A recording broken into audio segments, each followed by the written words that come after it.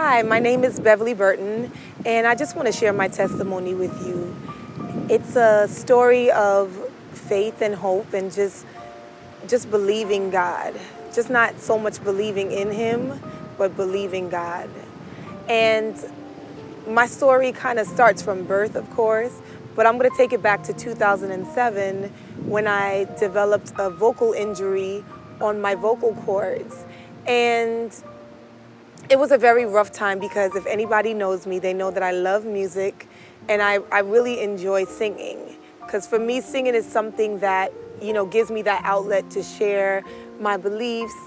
It gives me an opportunity to share just my passions and to share the things that excite me. And in 2007, I was faced with this really, really large challenge of not being able to use my vocal cords. I was teaching in the public school system and just not projecting right, always talking, always, raising my voice when I probably shouldn't have, but it's a part of growing, and 'cause those kids are challenging, but it was an experience that I believe God needed to take me through in order to show me who He was and to grow me just a little bit more so that I would believe in Him. And I was scheduled to have surgery, and the week before my scheduled surgery, I had a visit with the doctor, and I had lost my voice completely at that time. And when my doctor looked at my cords, she recognized that the cyst on my cord had ruptured. And the surgery wasn't necessary anymore, but what happened was that I now had scar tissue on my vocal cords.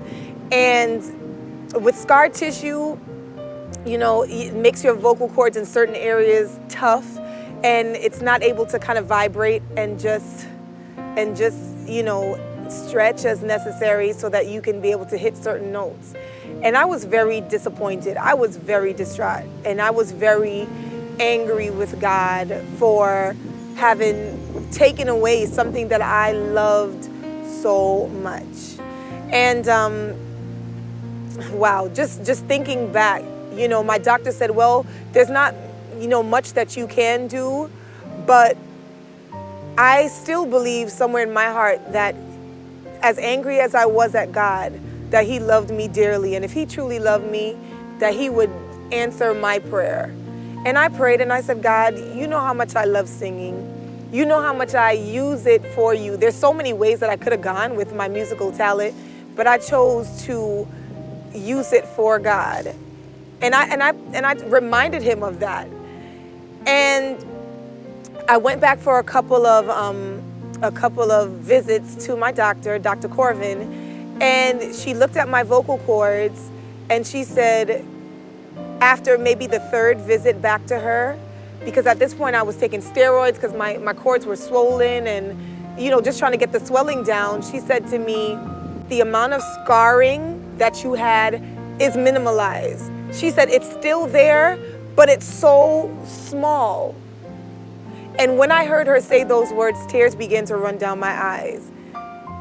And at that moment, I knew I really couldn't explain to her exactly why I was crying, because I wasn't crying because I was so much happy with the fact that my cords weren't as bad as I thought they would have been, when we clearly, obviously knew that they should have been. But I was just so happy that God had actually heard my prayer. And to know that He's listening just means that sometimes if He doesn't answer, which is where I am now, it just means that He just has a better plan for our lives. But I was just excited that God had actually heard my prayer. And even deep down somewhere, I'm like, okay, God, maybe, by the next two visits, everything will be gone. But, she said to me, you have to see a vocal therapist and get speech therapy. And I did all of that. I followed all the doctor's orders that were necessary. But I was just so thankful that God had moved in on the situation and taken away a lot of the scar tissue that was there.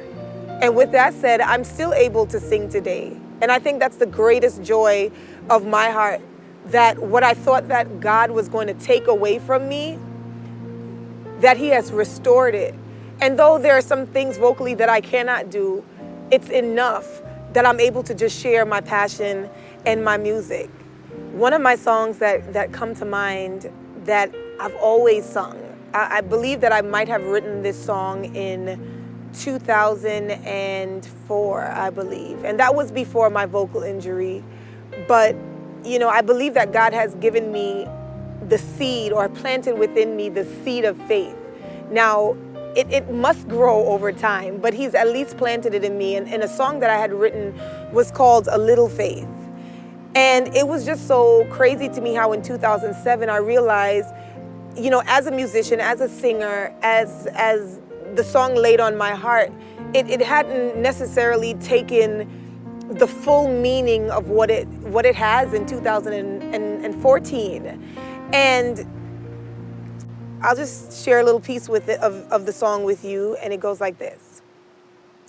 Though the mountains may rise in my life, the seas may roll and cover me, the ground may move from under my feet, but it only takes faith, and the clouds may block the sun in my way.